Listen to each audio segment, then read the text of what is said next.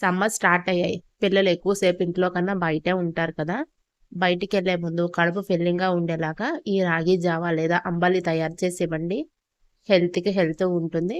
కడుపు కూడా ఫిల్లింగ్‌గా ఉంటుంది. ఎలా చేసుకోవాలో ఈ వీడియోలో చూద్దాం. ఒక గిన్నెలోకి పెద్ద గ్లాస్ నిండా వాటర్ పోసుకొని 2 స్పూన్స్ రాగి పిండి వేయండి. ఇది నేను బయట షాప్‌లో కొనుక్కొని తీసుకొచ్చిన రాగి పిండే.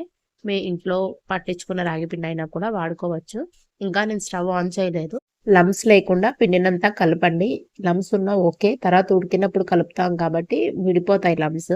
ఇలా కలపడం వల్ల పిండి, వాటర్ కాస్త కలుస్తాయి. ఇప్పుడు దీనిలోకి మనం 1/4 స్పూన్ సాల్ట్ యాడ్ చేశాను నేనిక్కడ. సాల్ట్ ఎంత తక్కువ యాడ్ చేసుకుంటే అంత మంచిది. ఈ రెసిపీకి సాల్ట్ కొలత ఏముండదు.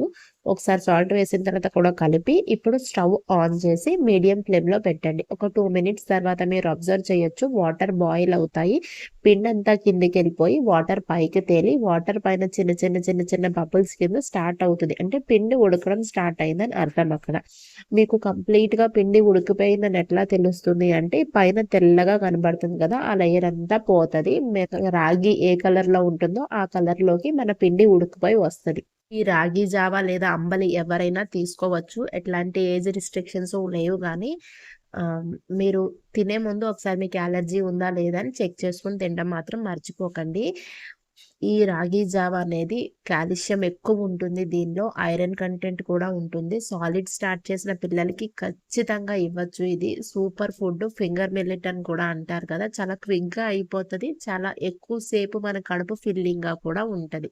ఇప్పుడు మీకు వీడియోలో కనపడుతుంది కదా! తెల్ల లేయర్ అంతా పైన పోయి పిండి ఉడికిపోయి రాగి కలర్ మనకి కనపడుతుంది కాబట్టి ఇప్పుడు స్టవ్ ఆఫ్ చేసేసి వెంటనే దీన్ని తీసుకెళ్ళి ఒక చన్నీటి గిన్నెలో పెట్టేస్తే త్వరగా చల్లారిపోతది.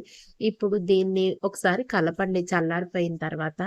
దానివల్ల ఏదైనా లంప్స్ లాంటివి ఉంటే పోతాయి. ఇప్పుడు దీనిలోకి నేను పెరుగు యాడ్ చేస్తున్నాను. మీరు డైరెక్ట్‌గా బటర్ మిల్క్ అంటే మజ్జిగ యాడ్ చేసుకున్నా కూడా ఓకే. నేను పెరుగు యాడ్ చేసి పెద్ద గ్లాస్‌లో హాఫ్ గ్లాస్ వాటర్ పోసి కవంతో గానీ, బీటర్‌తో గానీ బీట్ చేయొచ్చు. నేనిక్కడ కవం యూజ్ చేసి కంప్లీట్‌గా చిలికాను. పెరుగు అండ్ రాగి, వాటర్ బాగా కలిసిపోయేలాగా అంటే ఇందాక థిక్ పేస్ట్ అలా కొంచెం మనకి లిక్విడ్ కన్సిస్టెన్సీలోకి వస్తది.